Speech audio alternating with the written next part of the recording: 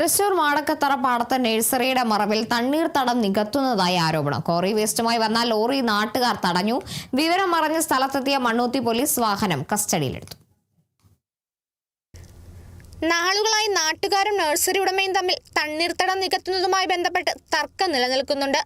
നേരത്തെ ഇതേ സ്ഥലത്തടിച്ച് മണ്ണ് നീക്കം ചെയ്യാൻ കളക്ടർ പുറപ്പെടുവിച്ച ഉത്തരവിനെതിരെ സ്ഥലമുടമ കോടതിയിൽ നിന്നും സ്റ്റേ വാങ്ങിയിരുന്നു. നിലവിൽ കളക്ടറുടെ സ്റ്റോപ്പ് മെമ്മോ അടക്കമുണ്ടായിട്ടും നികത്തൽ തുടർന്നുവെന്നാണ് നാട്ടുകാരുടെ ആരോപണം. നിരന്തരമായി ഈ തണ്ണീർത്തടം മണ്ണിട്ട് നിൽച്ചുകൊണ്ടിരിക്കുകയാണ് ചെയ്യുന്നത്. തൊട്ടടുത്ത് ഞങ്ങൾ ഇതിവിടെ കൃഷി ചെയ്യുന്ന ഒരു ഭൂമിയായിരുന്നു. ആ കൃഷി ചെയ്യുന്ന ഭൂമിയിലേക്ക് കൃഷി ചെയ്യാൻ പറ്റുന്ന സാഹചര്യം ഉണ്ടായപ്പോഴാണ് ഞങ്ങൾ ഈ സമരപരിപാടിയായി നമ്മൾ മുന്നോട്ട് വന്നത്.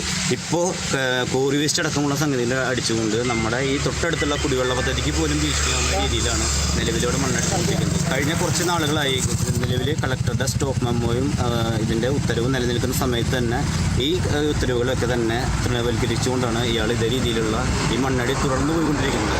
ഇത് കാലാകാലങ്ങളിൽ നടന്നുകൊണ്ടിരിക്കുകയാണ് ചെയ്യുന്നത്. പഞ്ചായത്ത് പ്രസിഡന്റ് സണ്ണി ചിന്നിക്കര, കൃഷി ഓഫീസർ, വില്ലേജ് ഓഫീസർ എന്നിവർ സ്ഥലത്തെത്തി നടപടികൾ സ്വീകരിക്കുമെന്ന് നാട്ടുകാർക്ക് ഉറപ്പു നൽകിയതോടെയാണ് പ്രതിഷേധം താൽക്കാലികമായി അവസാനിച്ചത്.